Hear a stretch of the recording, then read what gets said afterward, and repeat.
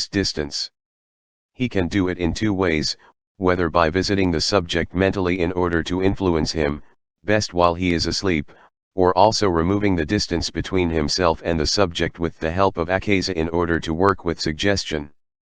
It is obvious that any long-distance suggestion also can be carried out with a magic mirror. The effect of a suggestion also can be timed, i.e., given in such a way as to be carried out at a fixed moment in the future, the time of the suggested effect having been transferred to the subconscious of the subject. 3. Telepathy. The field of telepathy is akin to suggestion. Certainly it is a mere trifle for a magician to suggest his thoughts to any person. All he needs to consider is the fact that he has to transmit the thoughts not to the body or the soul but simply to the spirit of the subject. He imagines the subject's spirit, to which he transmits the thought, omitting the material and astral body. Here it is left entirely to the magician whether to suggest to the subject that it is his, the magician's, thought or that of any other person, or else to allow the subject to think that it is his own idea. Not only ideas but feelings as well can be transferred, near or far. The magician must transmit good and noble thoughts only with the help of his magic powers. I am convinced that no scholar or magician will degrade himself with any kind of misuse. Naturally, the thoughts also can be suggested against the will of a person. Mastering the elements, the magician can wipe out the thoughts of the subject who is to be influenced by way of telepathy, suggesting to him thoughts that might appear desirable to the magician. For hypnosis, another field very similar to telepathy and suggestion is that of hypnosis, by which a person is sent to sleep forcibly and deprived of the free will. From the magical point of view, hypnosis is reprehensible and it would be better not to specialize in this line. This does not mean that the magician is not able to lull people to sleep. The practice is imaginably simple. The magician need only suspend the function of the spirit by means of his will or with the help of the electromagnetic fluid, and the person will fall asleep instantly. Here it is less important whether the magician is using telepathy or suggestion. He can use both of them as a makeshift, but he does not depend on them. A master of the powers does not need one or the other, because the very moment he paralyzes the will by way of imagination, sleep or unconsciousness will occur instantly, which will set free the subconscious and make it susceptible of any kind of suggestions. Just this act of violence, i.e., the intervention in the individuality of a human being, is not recommended from a magic point of view, and the magician will not revert to it unless to give his subject good and noble suggestions with an extremely strong effect. Even though the test subject should insist on being hypnotized by the magician, he should avoid doing so if possible. The true magician will always keep away from satisfying the curiosity of others by hypnotic experiments. At times of great danger, a well-trained magician may induce a sort of shock hypnosis by paralyzing the spirit of the opponent with a flash of the electromagnetic fluid, a method that is only to be followed in an emergency, which I hope will never happen in the life of any magician. It has been proven scientifically that animals can be hypnotized too.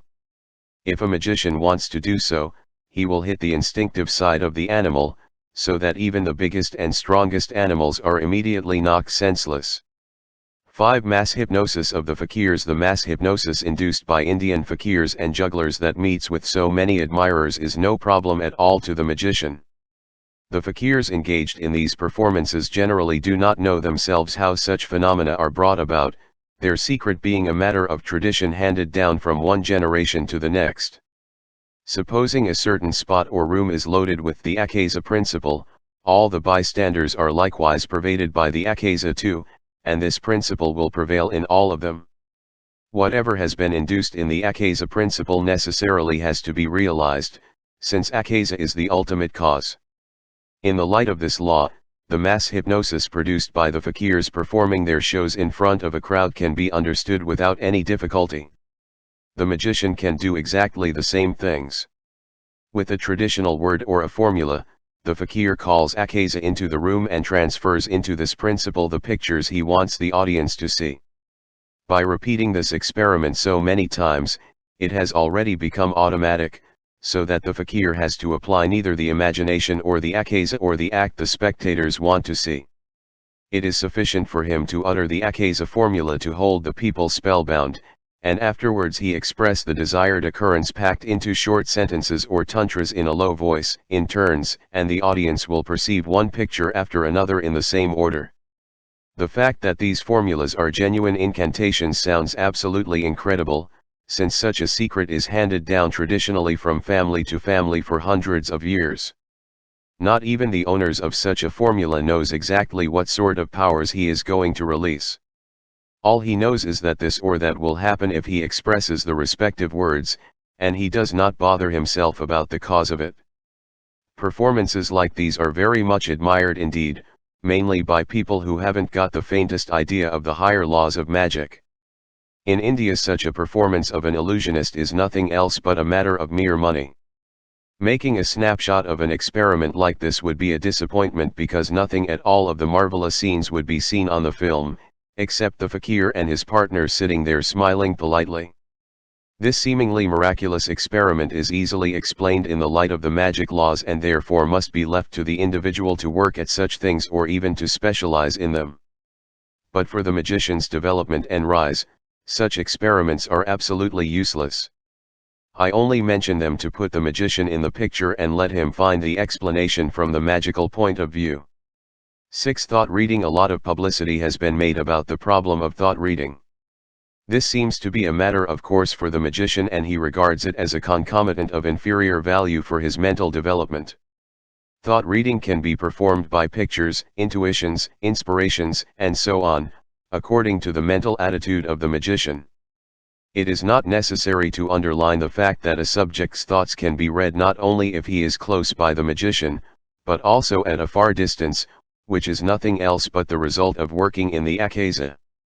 Every idea, every word, and every act finds its exact pattern in the Akasa, as detailed in the chapter dealing with the Akasa. If the magician concentrates on the spirit of the person in question, loading himself with Akasa, he can read the actual thoughts, and if he looks back with his innermost desire, he can also read the thoughts of the remotest past without any effort. As soon as he has achieved a certain skill in thought reading, after a long training, he will be able to read any thought, even the most hidden one. The forming of thoughts is an intellectual or imaginative act. Imaginative thoughts are easier to read. A perfect kind of thought reading can be obtained only if the magician has gained absolute mastery over his spirit and therefore over his world of ideas too. This is the fundamental condition. Otherwise he will be able to read thoughts only partially, or only if they are effective ones. Thought reading is no problem at all, it requires the contact from mind to mind. The magician has to feel himself a spirit, and all he needs to do is to establish the connection between himself and the person in question by imagining the subject's spirit, without the body and soul, in order to seize all the thoughts he wants to know. 7. Psychometry. Psychometry means the faculty to read the present time as well as the past and, if it should be necessary, the future too of any object whatever, investigating all the events related with this object at whatever period. This ability is a concomitant of developed astral senses and easy to manage if the magician has undergone all the practical training taught in this course, and if he has learned how to sue his astral senses in seeing, hearing and feeling. All he has to do is to take the object that is to be investigated in his hand or to put it on that part of the body that is important for the exploration. If he means to see the happenings in pictures, to investigate them visually, he ought to press the object to his forehead. If he wants to perceive them acoustically, he must put it in the region of the heart, and if he wishes to search out the object intuitively or emotionally, he must bring it close to the solar plexus, or simply hold the object in his hand. After concentrating on what he really wants to know, he induces Akasa or a trance, and now he is capable of reading the different events of the past, present or future with his mental eyes, ears, or feelings. The magician also is allowed to sue his magic mirror. In this manner he can unroll all the events connected with an antique object, like in a motion picture, and he will learn all related anyhow to the object. Naturally he has got the opportunity to see not only the sender of a letter but also the thoughts that happen to be in the person's mind at the given time. In a nutshell, he can read between the lines of any letter. To the field of psychometry also belongs the faculty to communicate with any person that came in touch with any object, because an object, no matter of what nature it happens to be, always represents the connecting link between the body, soul, and spirit of the magician and the person in question. No doubt the magician is able to read thoughts with the help of an object even at the greatest distances. At the same time, he is able to learn all about the psychic side of the person concerned, and to detect the qualities of character and the mental development in the world of Akaza without any effort. The same can be said about the material side, and he can fathom the past, present and future once he has established the communication between his spirit and that of the person with respect to Akaza. Psychography is a variant of psychometry, but it is of little importance to a magician. Through the connecting link the sender of the letter can be detected in all phases of his existence, but the object itself can serve to establish the contact with the respective person, influencing him mentally or physically and psychically.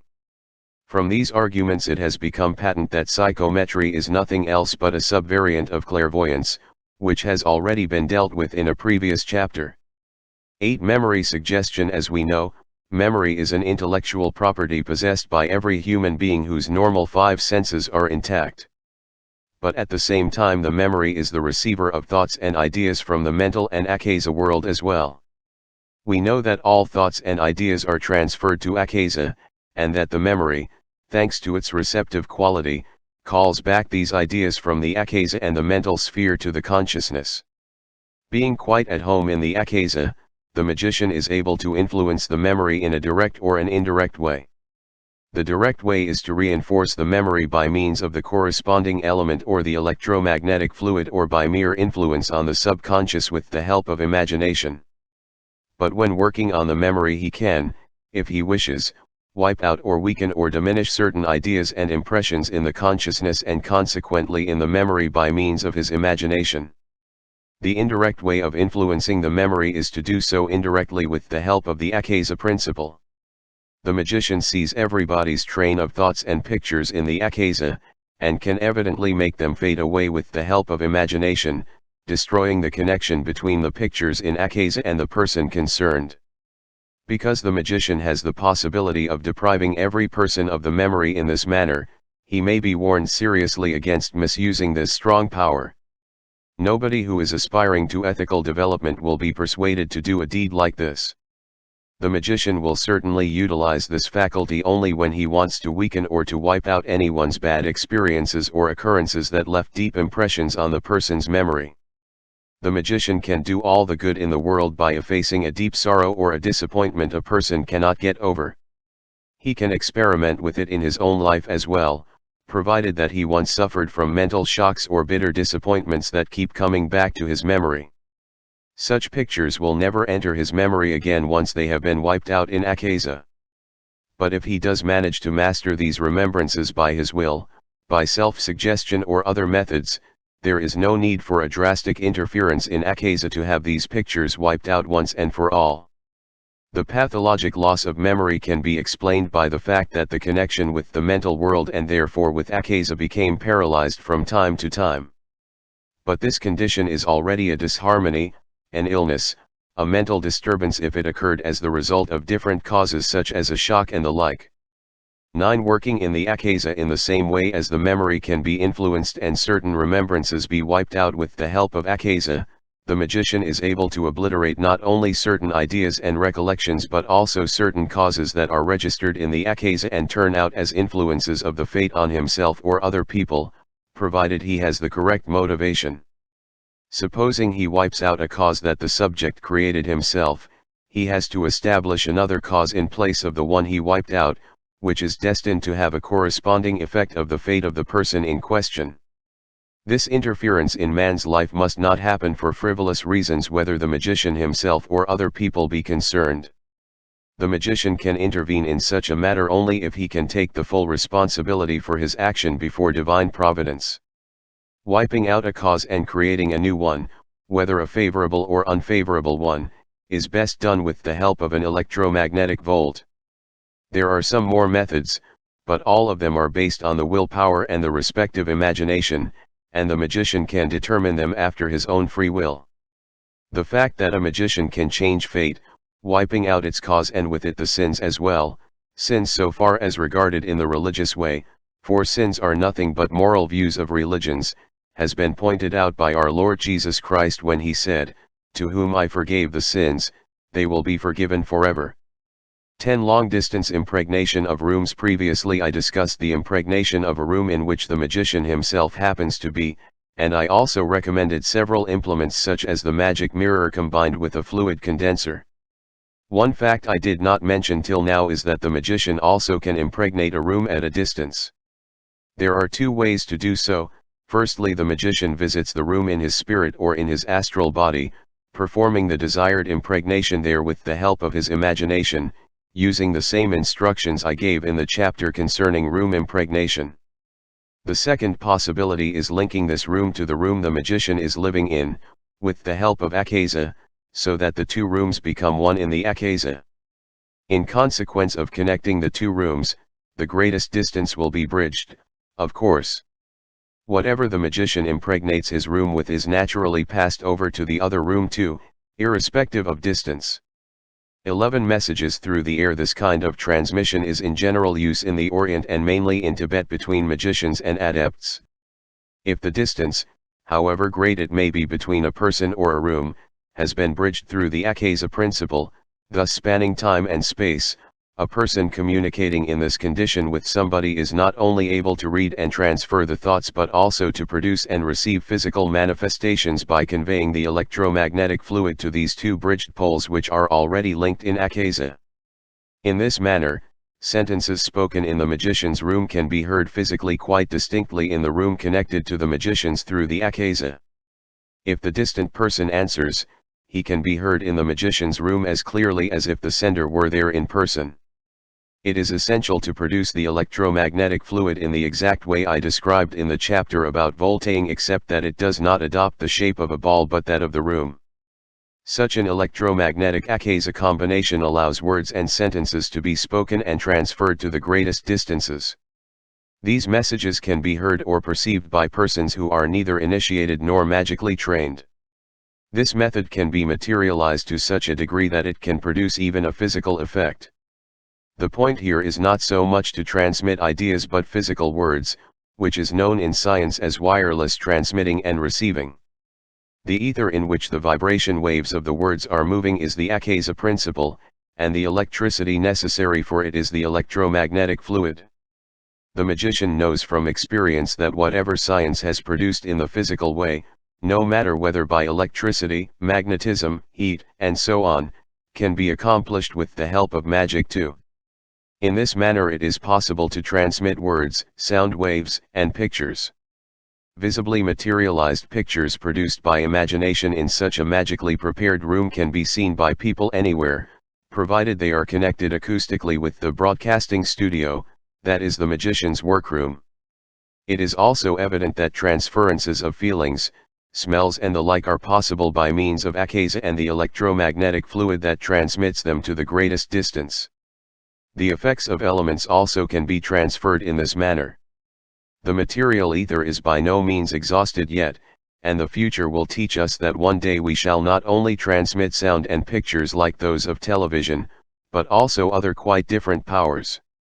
Here is a wide field of activity for science, and I am sure there will be a time when thermic waves, heat, will be transferred through the ether. Here the magician can start a lot of events that could be accomplished through the ether, and he will also be able to put the magic knowledge in perfect harmony with the technical arts and with chemistry. Based on the universal laws, he would be able to make more and greater inventions, but every anticipation, as far as evolution is concerned, would be fateful to the magician. 12. Exteriorization. The magician has learned in this course how to sever his mental and his astral body from the physical body, and the problem therefore does not represent anything new to him.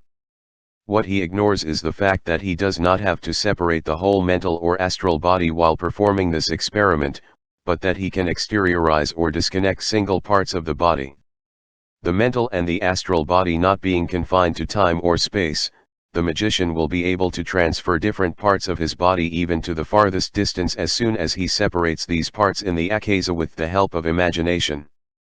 For example, he will be able to transfer one or both of his eyes anywhere else in order to get impressions there in exactly the same way as if he were there physically, without wasting force in transferring his whole mental or astral body. He can do the same with his mental or psychic ears in order to hear things at unlimited distances. At first he will perform it through imagination with his spiritual body only, and later with his astral body. In this manner he will be able to see and to hear anywhere at the same time by means of his transferred eyes and ears without being in a state of trance or in the primary world. As soon as he possesses a certain skill in the eye-ear practice, he can try the same experiment with his hands and gradually with his feet as well. He will do so mentally at first, then with his astral hands, and by condensing the latter with the help of the earth element he can materialize them physically. It is obvious that he will be able to make himself conspicuous by these materialized hands, causing knocking sounds, etc. Naturally, a lot of spooks could be performed in this manner, but a true magician will not waste his precious time in such childish tricks. The faculty of writing at a distance between living persons may be interpreted in this manner too. Supposing a skilled magician has exteriorized his mental and his astral hand with the help of imagination by thinking of the hand as being somewhere else where a piece of paper and a pencil are prepared, his mental and his astral hand can seize the partner's hand at any distance and give normal messages. It is even possible to transfer the magician's correct handwriting by this experiment. Adepts call this particular feat writing at distance between living persons. If the magician has gained a certain mastery in exteriorizing his hands and feet, objects can be transferred in the same way. In a later chapter I am going to describe how to make an object invisible. The magician will notice that he cannot hear with his physical ears or see with his physical eyes, nor will he perceive anything at all that happens near him while exteriorizing his eyes or ears outside his body, even if he kept his eyes open. As for the exteriorization of a limb, say the hand, it will remain lifeless, cataleptic until the mental or astral limb has been reconnected with the body. 13. Magic of becoming invisible. In many fairy tales the story goes that a sorcerer has made himself invisible, or that there is a peculiar ring that makes people invisible if they twist it round their finger. Many books describe talismans and gems granting the bearer the gift of invisibility and giving instructions in this line too. But nothing of this kind is reliable nor of any use for real practice. On the other hand, based on the universal laws and on what we have learned up to now, we shall try to prove that making invisible is a matter of fact from the magic point of view. To start with, we have to distinguish between a mental or spiritual, an astral or psychic, and a physical invisibility. Making the mental body, that is the spirit, invisible has no particular value, but it is nevertheless possible that situations will occur in life where this practice could be useful. Suppose the magician wants to transfer himself mentally or psychically somewhere, and he does no wish to be perceived by beings of some kind or by the skilled senses of anybody else, he can utilize the mental invisibility. Take for example a guru who wants to visit his scholar mentally in order to check on him. Thus made invisible, the master will be quite near the scholar without being noticed, even if he had already developed his senses fully. Furthermore, a magician could attend to the evil works of the so-called black magicians in order to learn everything about their doings or, if necessary, to perform a certain influence without being noticed by these black magicians and their beings. There may be other conditions in life where it will be advisable to resort to making oneself invisible mentally or astrally. Becoming mentally invisible is very simple and it is accomplished by filling the mental body with akaza from head to toe. The mental body will instantly vanish out of any being's sight, since akaza is without any color and without any vibration. If the spirit of the magician should perform any act on one of the mental planes, this would be registered in the akaza principle, and in spite of being invisible, his activity could be found out by means of clairvoyance. To prevent this, the magician has to wrap his whole body with a black cover as soon as he has filled his mental body with akaza.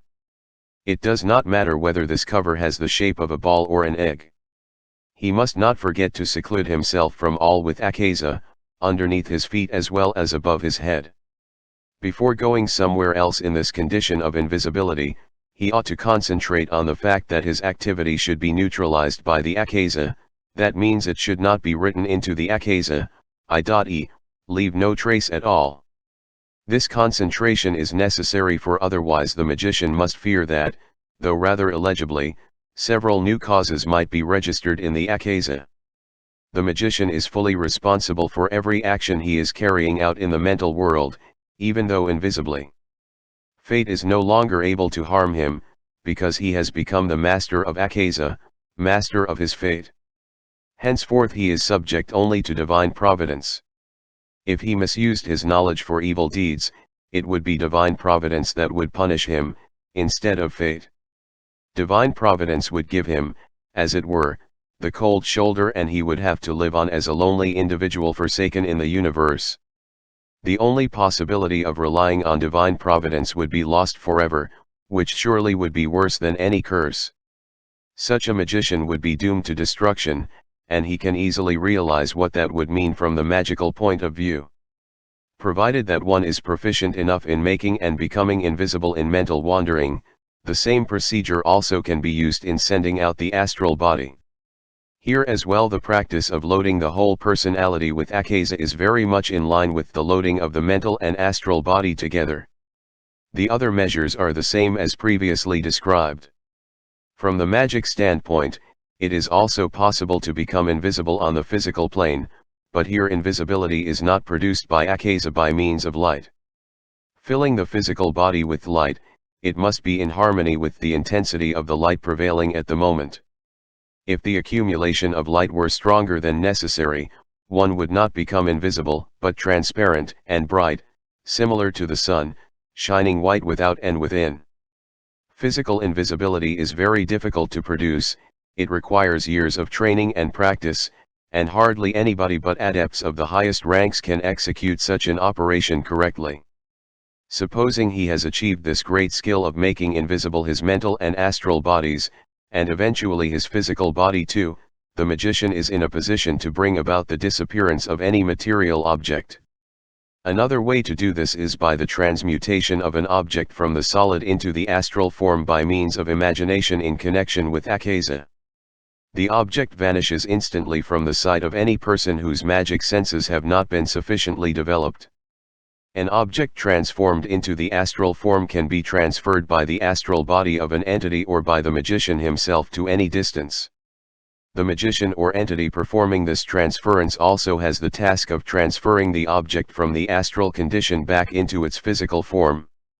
This kind of object transference often is practiced by creatures of spiritualistic mediums, provided the point is a phenomenon based on an unmistakable materialization, although such things are extremely rare.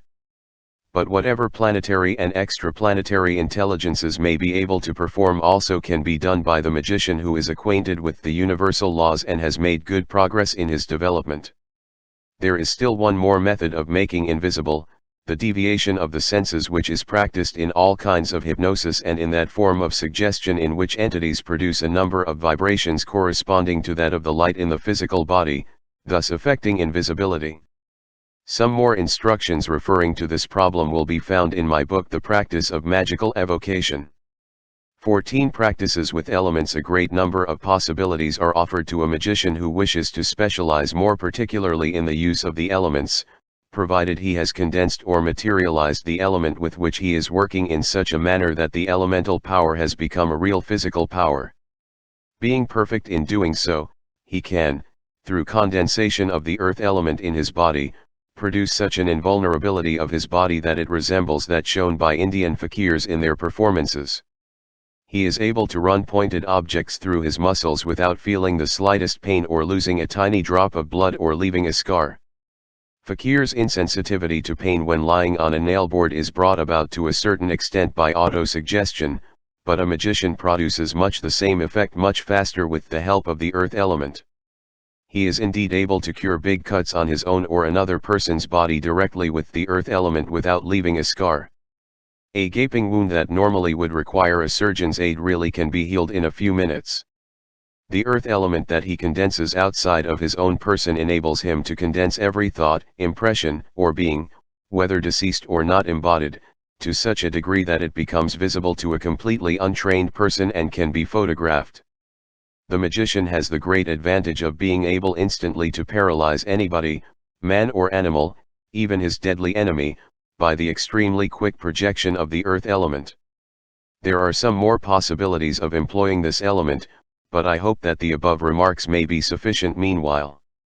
When projected and condensed very strongly in itself, the water element helps the magician to withstand the greatest heat without his body being scorched or burnt. When projected into the hands, the water element permits the magician to hold red-hot coals or irons without any damage being done to his hands. He could even stand smiling at a burning stake and nothing at all would happen to him. Let me draw your attention to the biblical event where the young man remained unhurt in the red-hot oven. John, the favorite disciple of our Lord, is said to have been immersed in a boiler with burning oil, and no harm was done to him either. The magician will now see that events like these are not only legendary traditions, but they really did take place, and such apparent miracles can be performed by mastering the elements. Every kind of fire, regardless of its extension, can be extinguished with the help of the projected and condensed water element. Of course, the magician can perform almost miraculous feats with the air element too in the same or similar manner. With the help of the fire element, the magician is able to stand the greatest cold if he accumulates this element in himself. The llamas in Tibet can produce an enormous heat in their bodies with the help of the accumulated fire element, so that they can quickly dry wet sheets wrapped on their bodies in the middle of winter. This experiment is known as tumo in Tibet. Any kind of combustible material can be ignited with the outward projected fire element. The Bible describes similar occurrences where stakes soaked with water were set on fire by means of the fire element. There is no doubt that a plant, for example a tree, can be made to die through the projection of the fire element. Did not our Lord Jesus Christ make the leaves of a fig tree dry up to demonstrate his power? He considered the same law, performing the projection with the help of a magic word, Quabala, that indirectly caused the fire element to carry out his command. Backed by the universal laws respecting the mastery of the elements, the perfect magician will bring about a number of other magic performances with the aid of the elements. 15. Levitation phenomena. Levitation means the abolition of the law of gravitation. Based on the universal laws, the magician has found out that the power of gravity depends on the magnetic attraction of the earth. The gravity of his own body can be abolished in two ways. Firstly, through constant loading or accumulations of the air element, Vahutatwa. The primary quality of this element is realized to such a degree that a man feels light as a feather and can rise and float in the air like a balloon. The second method demands the mastery of the electromagnetic fluid. By accumulating the magnetic fluid in the body to such a degree of density that it corresponds to the weight of the body, the effect of gravity will be neutralized altogether. In this condition of loading, the magician will hardly touch the ground and he can even move on the surface of the water, regardless of its depth. Condensing the magnetic fluid more and more, he can raise his body into the air at will, and by means of the air element or the self-produced movement of the air, he can be carried in any direction. The speed of transport in the air depends entirely on his will. Many of the yogis possess a remarkable ability in mastering these levitation phenomena, and even in the Bible we read that our Lord Jesus Christ walked on the surface of the sea. Considering what has been said heretofore, it seems quite evident that objects or even people who are not magically trained can be carried away by the magician by this method if he wishes to do so. The accumulation of the necessary magnetic fluid can be performed by the magically trained imagination or with the help of some other practices such as Quabala, interference of beings or ghosts, and so on. The elimination of the electric fluid in the body and the increase of the magnetic fluid can take place not only deliberately but unconsciously as well, for example in the cases of spiritualistic mediums and somnambulists where the electric fluid is abolished by trance and the magnetic fluid is increased in return. In consequence of the sudden loss of the electric fluid when asleep, moonstruck people may be observed to climb a wall like a fly or to move about on the roof or a house or on a wire. The magnetic overloading of moonstruck subjects can be traced to the influence of the moon, that is why somnambulism is called moon madness. In any case, this condition is a disharmony, a disturbance of the electromagnetic fluid, and consequently a pathological state or an illness. A person afflicted in this manner can be treated only by harmonizing the electric fluid, which has to be increased in the body. This summarized interpretation of the levitation phenomenon should suffice the magician for the present, although he might draw the conclusion from the foregoing paragraphs that it would be possible also to produce the opposite effect, that is, an increased attractive or gravitational power. As a matter of fact, that effect is brought about by increasing the electric fluid polarity, instead of the magnetic one. This explanation is unequivocal if the magician takes into consideration the basic law of physics, which says that like poles of two magnets repel one another just as two unlike forces attract each other. 16 Phenomena of nature. With the help of the elements and the electromagnetic fluid, the magician can produce the phenomena of nature on a large or small scale. He will, however, need more space in order to be able to project and condense the necessary powers. By the projection of the air element he can influence the movement of the air, the wind, or by projecting the water element he can make rain. He can conjure thunderstorms with the electromagnetic fluid by projecting electric and magnetic volts in the air, which when they clash will cause lightning. By concentration of the magnetic fluid, he can draw the water element from the greatest distance, automatically making rain in this way. Obviously he is also able to achieve the opposite effect of stopping unwelcome rain or by scattering the clouds. Hailstorms may be brought about or directed elsewhere, for any influence whatsoever can be exerted on nature through the elements or the electromagnetic fluid.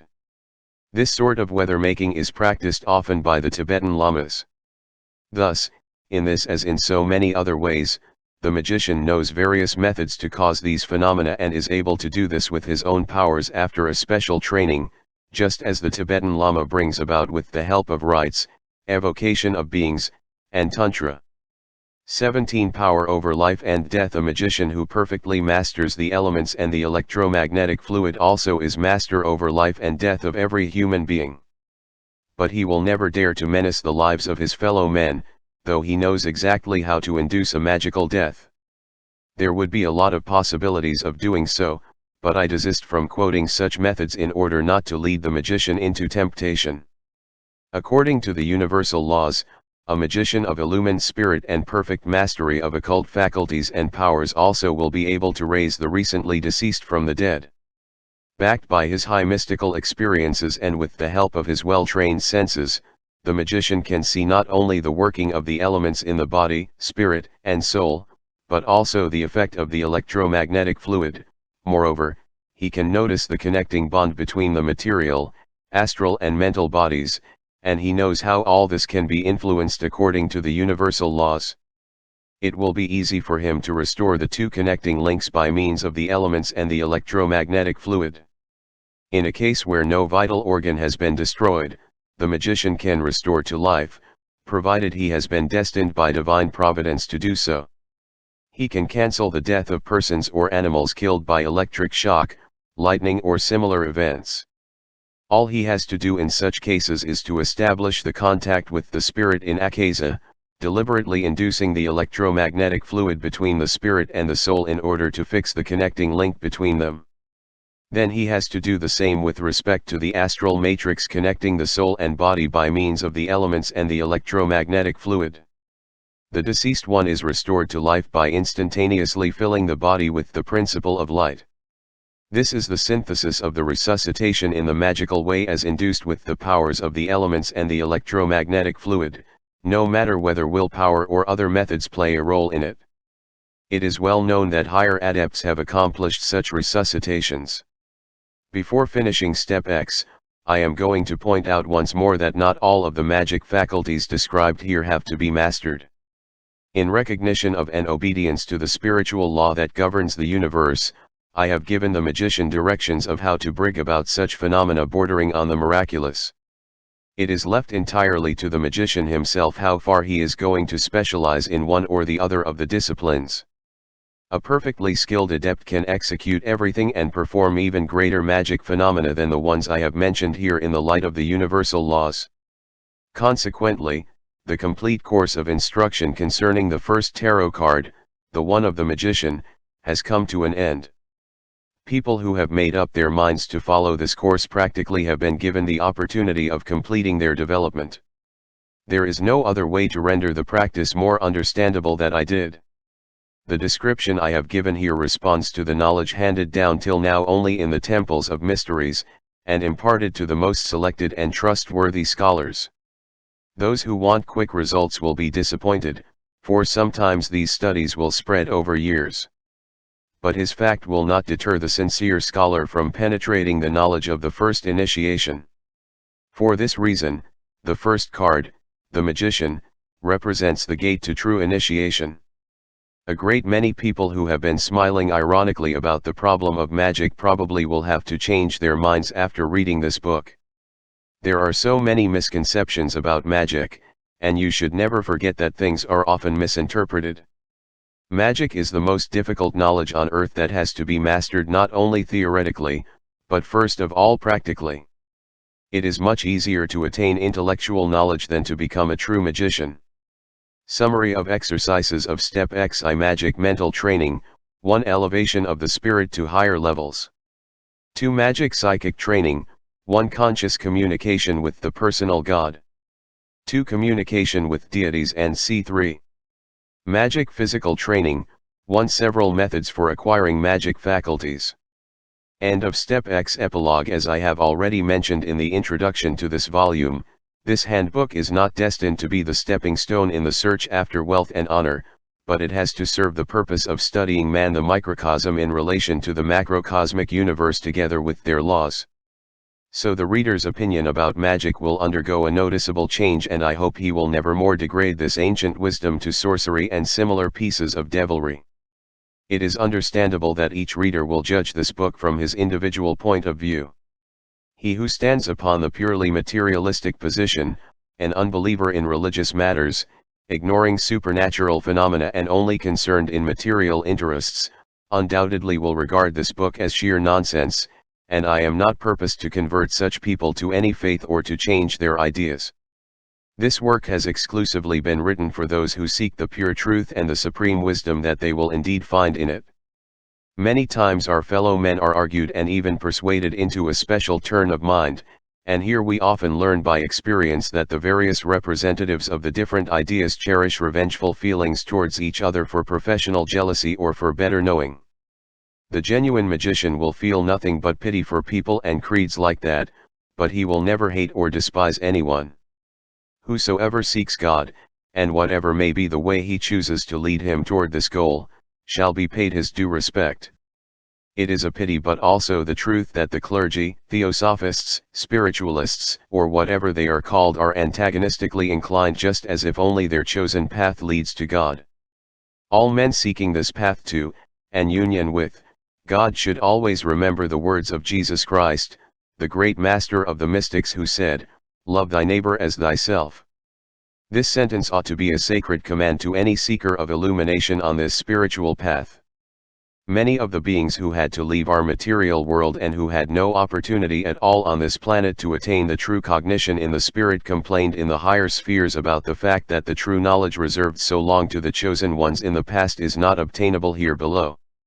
Consequently, the mysteries that have been kept as secrets for thousands of years now are being revealed step by divine providence to those inhabitants of this earth who honestly long for the truth and perception. Evidently the benefits of perception will never come overnight, they have to be acquired in very hard labor and with many difficulties and obstructions. A great number of people, if not most of them, will prefer to become convinced first of the truth of the rules to have faith, and only then will they make up their minds to enter the path of initiation. The honest magician will realize that this attitude of man is the wrong one. He is convinced that one has to be trained and educated for the faith by the initiation. By the mere reading of this work one can of course achieve an intellectual knowledge, but not wisdom. Knowledge can be gained by transference, but wisdom must be acquired by experience and recognition, the latter depending on the spiritual maturity of the individual. And this maturity again is determined by the spiritual development that is formed on the path to initiation.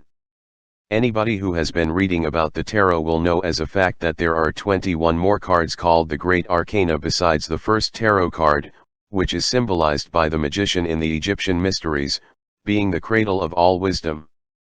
And each of these tarot cards again includes an initiation system. Apart from the 22 Great Arcana, there are 56 minor arcane corresponding to the tarot cards, likewise symbolizing small mysteries, and each of these cards requires a description. Divine Providence will decide what and how much I shall be permitted to write and publish about the single tarot cards. Having penetrated to the real inner significance of this book, the reader will have arrived at the conclusion that there is neither a white nor a black magic. In fact, there is no difference at all between magic and mysticism or sciences like that. As I have mentioned at the outset, any science is neither good nor bad. It can, however, become a hindrance or a help according to the use man makes of it. The opinion of the existence of black magic is to be attributed to the fact that up to now men had not the least idea of what magic is. In the various chapters and in connection with the methods I repeatedly pointed out that this type of science is only destined for the most sublime purposes. Furthermore, I have always fully shown that the magician is bound to ennoble his character in the course of his development to the highest degree to avoid an interruption, or even worse, a falling off in his rise. The ennoblement of the soul goes hand with the rise of the development. He who is keen only on gaining occult faculties and powers to brag of them, will work in vain, for the ways of divine providence are forever inscrutable. He who aspires after occult powers for futile motives will be led away from his path sooner or later, occult faculties being only byproducts, a sort of compass of the development and meant for noble purposes and for helping our fellow men. Consequently, they are reserved exclusively to the true magician. He who has entered the path to initiation does not have to change his ideology as far as religion is concerned. True religion is in fact nothing else but the practice of the instructions given here, and any religion whatever can be brought into harmony with the present initiation system. But before entering this path, everyone should ask himself whether he will regard true initiation practically as his religion, i.e., his life task which he is intent on fulfilling in spite of whatever hindrances and difficulties may be put into his way, and whether he will try hard to pursue and never to run away from this path as soon as he has entered it. It has to be taken for granted that an enormous, almost superhuman amount of endurance and patience, a tenacious willpower and secrecy regarding his progress are the fundamental conditions. For all the readers desirous of perfection and who have chosen this book as their leader, I sincerely wish a good success and divine blessing. The author. Top Home Catalog Order Links Rex Research.